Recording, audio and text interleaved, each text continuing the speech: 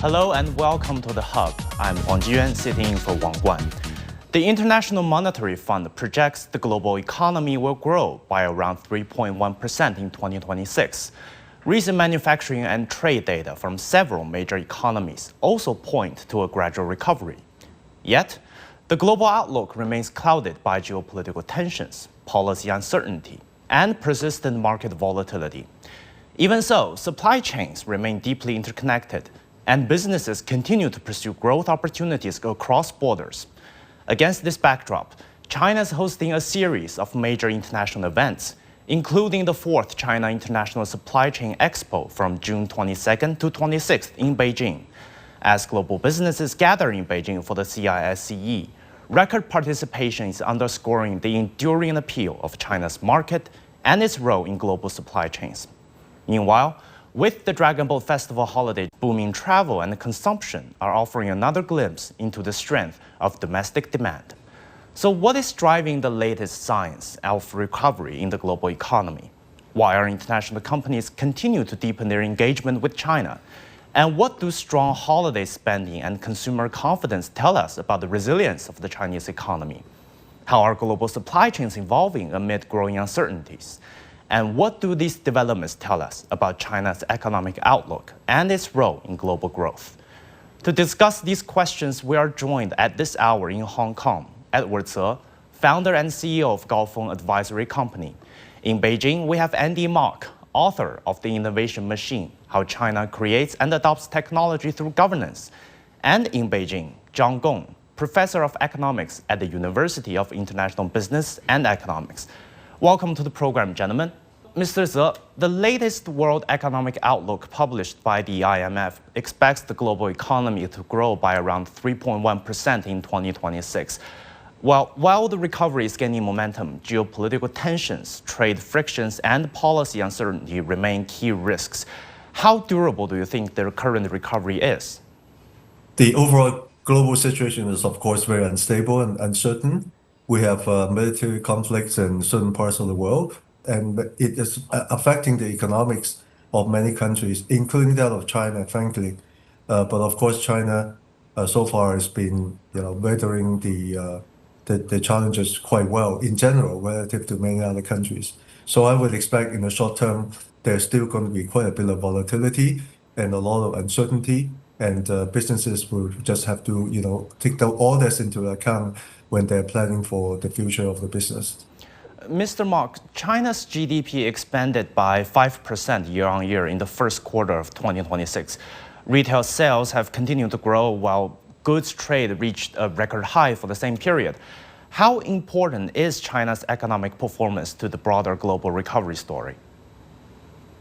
Well, Jiyuan, I think China's economy and its growth really are the engine powering the global economy.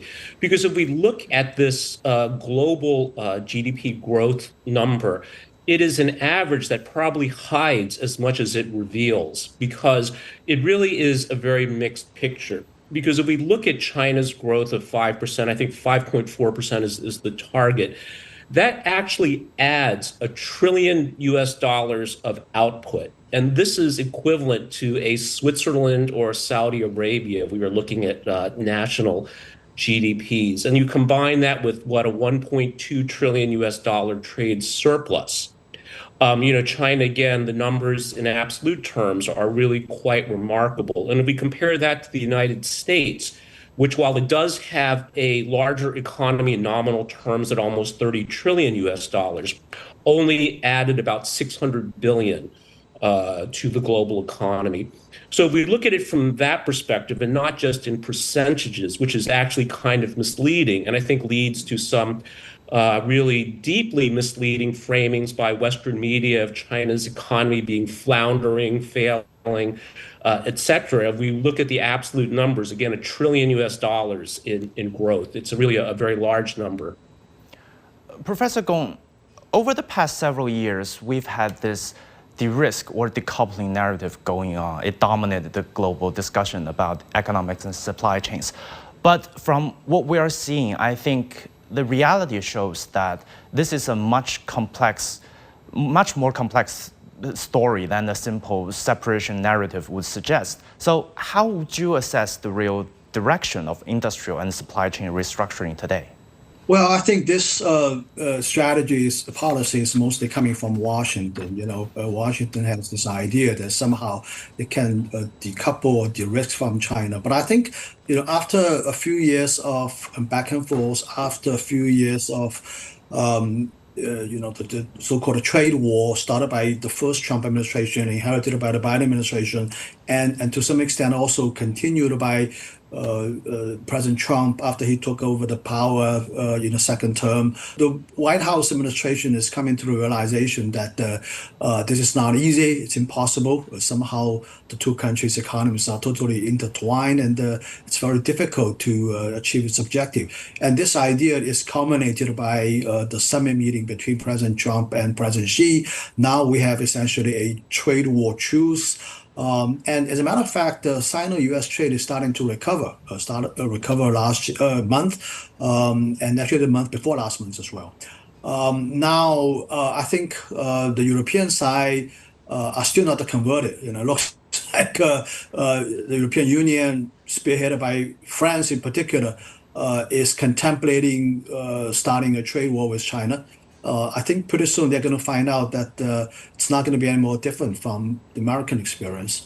Nevertheless, it's a world that indeed is seeing, the challenges from this kind of protectionist deglobalization trend. And of course, China, is at the forefront of resisting that movement, and we'll have to see what's going to happen with respect to the China-European relationship. But overall, if you look at China's trade picture, it has been steadily rising, even amidst all these very antagonistic policies coming from the West. It goes to show that China's economy is very resilient. China's export sector, trade sectors are very resilient. And I think we should continue on this path moving forward. Speaking of China's resilience, Mr. Tse, Beijing is hosting the 4th China International Supply Chain Expo.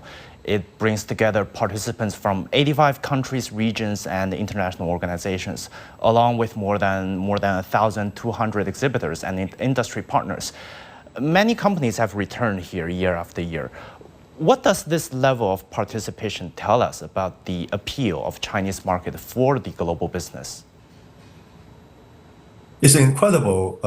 Actually, in the last month and a half, I've been very busy because as a strategy consultant, I've been receiving quite a number of visitors, mainly from multinational companies who were visiting China for different reasons. But in general, the multinational corporation executives now are very excited to learn about China's ability to continue to manufacture, to go up the value chain, become very innovative, and it's very fast in doing things. And also, everyone would ask to get a ride on a high-speed train to get a feeling of the Chinese most innovative transportation mode.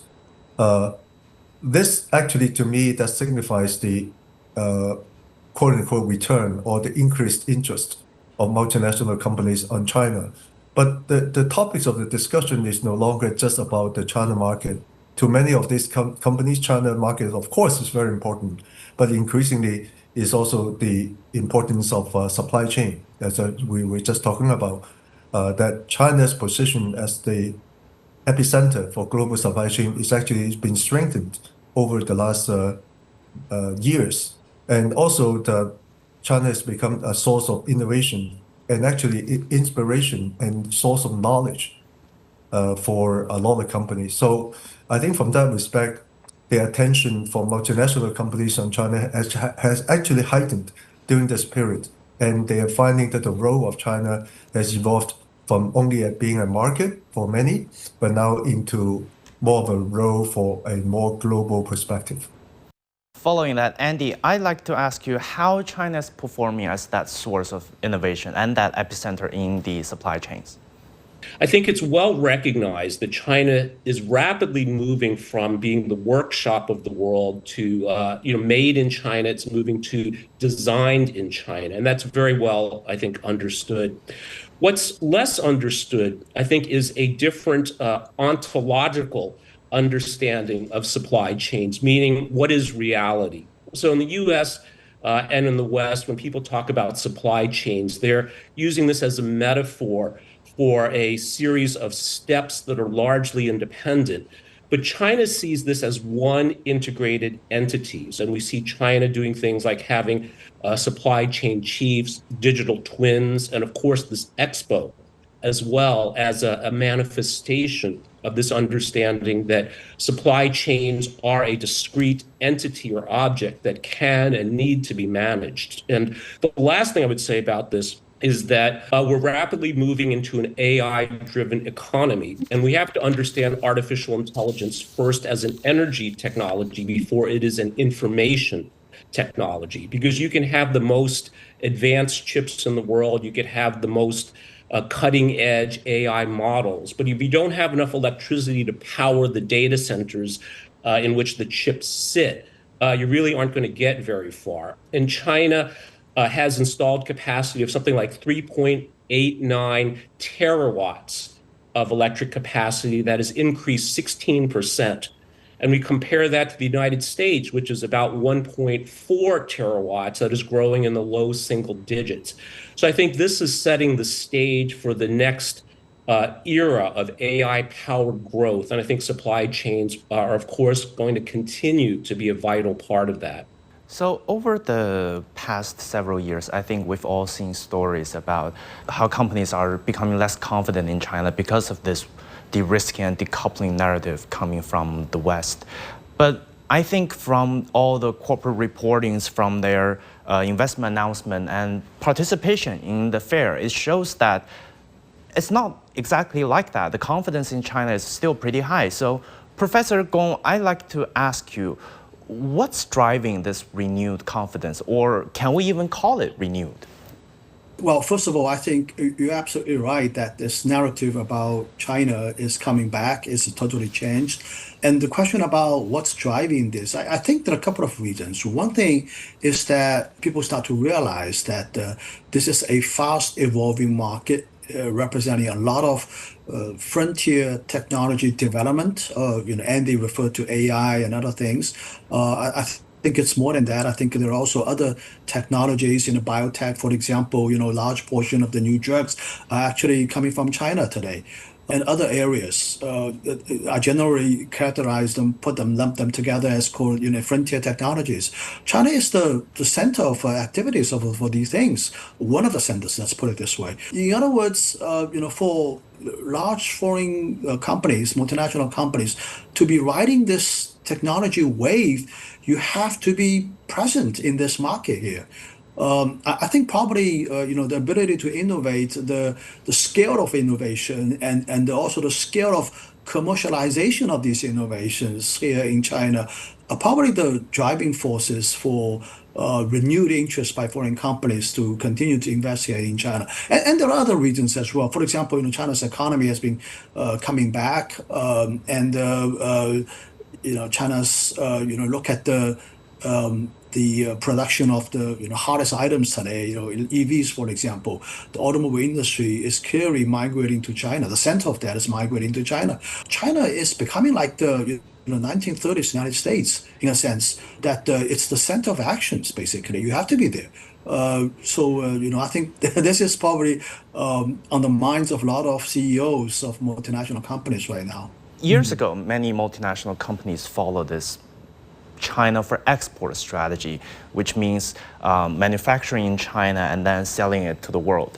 And later, the focus shifted to this China for China, which means producing locally for the Chinese consumers. But today, an increasing number of firms are embracing this China for global model, which means it uses China as a base for innovation, for R&D, and for global market development. What does this show us about China's evolving role in the global economy? As we get into a new world that is being defined as multipolar world, China's role in this new world is going to be even more important for the reason we already have discussed. It's not only a market, it's not only, the epicenter for supply chain, it's increasingly become the epicenter for innovation and also an exporter of capital, very importantly. And also the Chinese companies are now becoming very international. In many places, we see the presence of Chinese companies. So for many multinational companies, they see all this. Some of them will see this as a threat because the Chinese companies can become their competitors. Some of them will see that as a real benefit because they see both the Chinese capability as well as the Chinese companies potentially as a source of complementarity for them. In other words, multinational companies are now beginning to see that if they try to work and partner with Chinese companies, they actually can leverage the Chinese capabilities to enhance their own global capabilities so that they become more competitive on a global basis.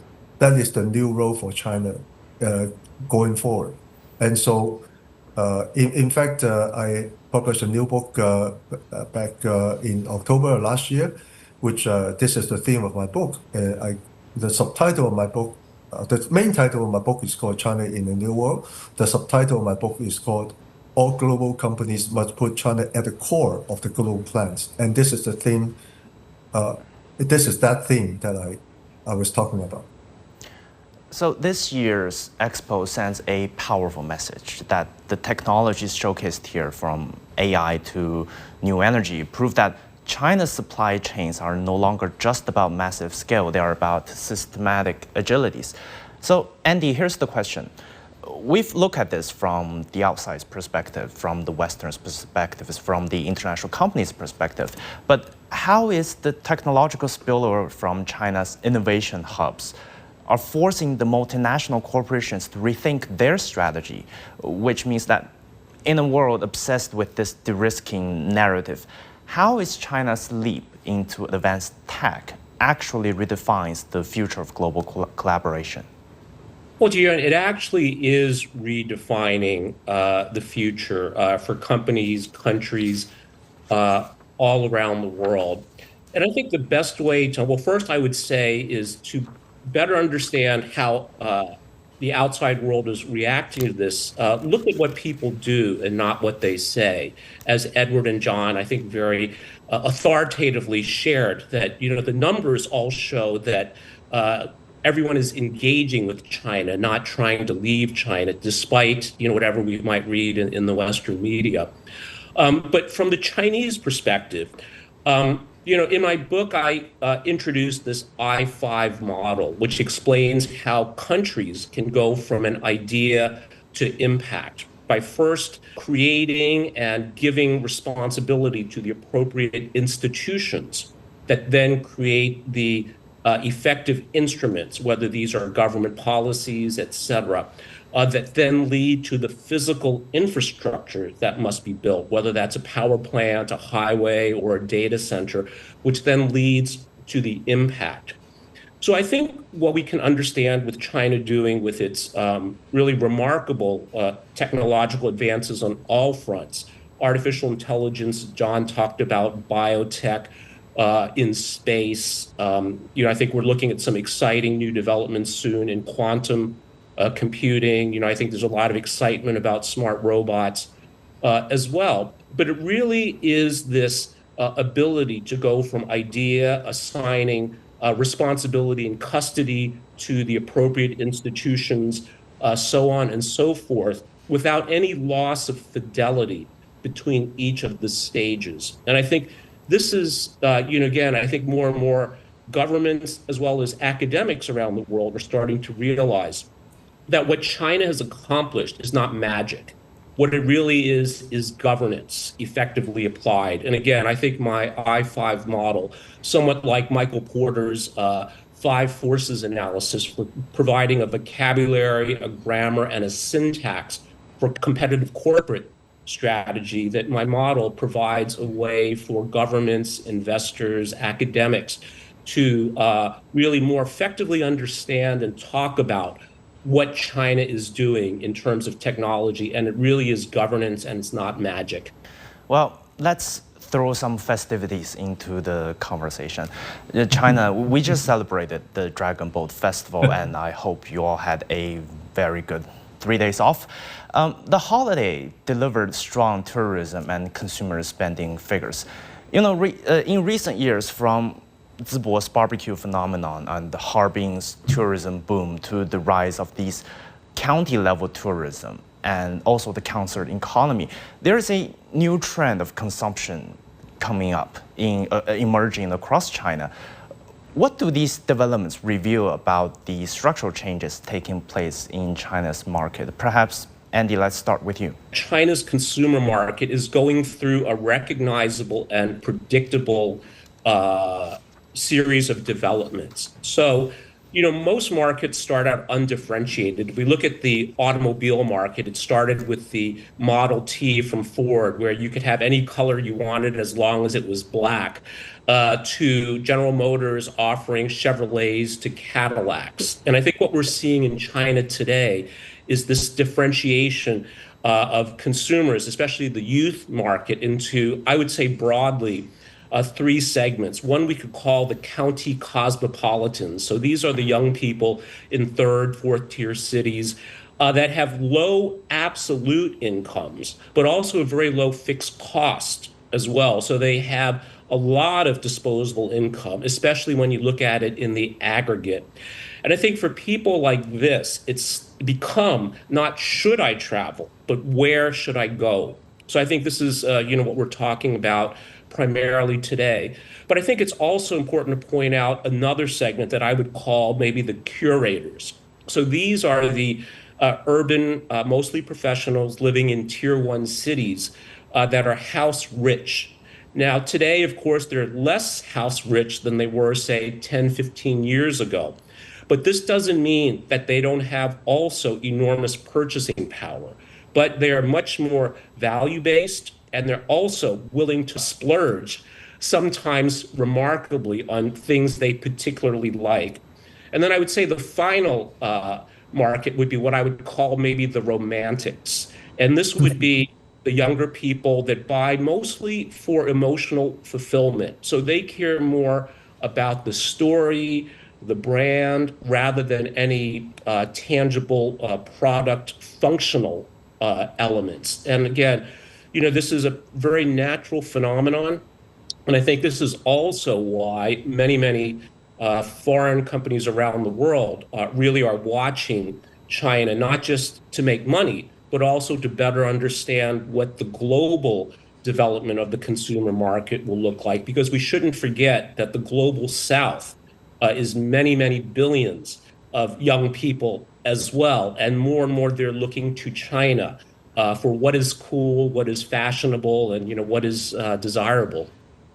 Professor Gong, I'd like to get your take on this question. How are these emerging trends reshaping China's consumer market?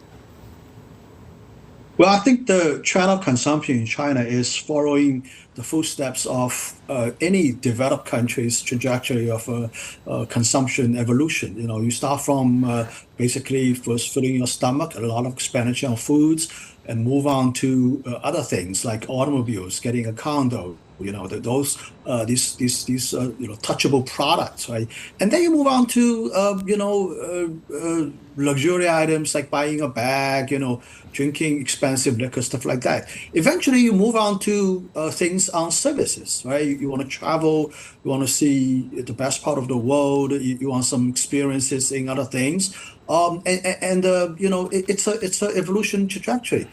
China is exactly following that path. One example I can give it to you is that, even amidst sort of, I would call it anemic number about the retail numbers of real products, look at the expenditures, the market size growth of money spent on pets. How many families go out and raise a cat or dog? I mean, this market is exploding, right? So you don't think about these things 20 years ago, but now people are spending money on these things. So I have a problem with the Statistics Bureau's method of collection statistics. I think they're still in the mindset of how many things people buy I think it goes beyond that. I think it's people are spending money on things. Probably it's not even the statistics produced by the National Statistics Bureau. So I think it's a fundamental change, not surprisingly, and very predictably, towards the path as any developed countries have experienced in the past. China is, at the end of the day, becoming more and more like a developed country, a developed economy, and we're getting very close to that camp. Mr. Tse, Andy touched upon this a little bit about the younger generations. Policymakers have introduced a lot of policies to boost consumptions. From your perspective, what additional policy measures could be better aligned with and the preferences of the younger generations that we're seeing right now? To follow up to what Andy was talking about, I think there's incredible latent consumption power in China. It's just a matter of whether or not there's availability of the right kind of products, right kind of services that can get the consumers to be excited and to purchase the product and all the services. I think in the cases that you mentioned earlier, like the Zibo, Zibo barbecue festival, and also the Harbin, the snow, the ice festival, and so on. Those events were created in order to turn the latent demand into real demand. The young consumers are very active. They are, of course, very curious about the world, but they're also very tech savvy. Increasingly, they're using technology much more. So you need to connect with the young people with technology. I say China, especially on the tourism side that you just mentioned, China is an incredible asset. We have a big country in terms of size. We have a lot of latent assets in tourism. It's just a matter of how to develop those spots into real tourism spots and turn it into attractive destinations, especially for young people. And because of that, actually China's room for domestic consumption is incredible as a part of the dual economic circulation. So China is not only relying on the external trade, which is doing well, but China also have an incredible potential in the domestic or internal circulation through many of these kind of means. Professor Gong, I'd like you to wrap this conversation up for us. So what's your take, taking all that we've discussed, what's your take on the current state of the Chinese economy?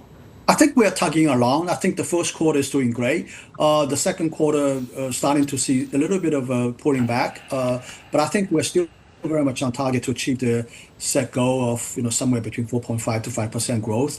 I think the government is going to roll out further policies to stimulate the economy from both the fiscal side as well as the monetary side. I think in conclusion, we're definitely going to be on target to achieve our stated economic growth target for this year. Well, thank you everyone for that lively discussion, and I hope you had a nice holiday and happy returning to work. So that's it for this edition of The Hub. Thank you all for tuning in. I'm Huang Jiyuan sitting in for Wang Guan. Our news coverage continues on CGTN. Bye now and take care.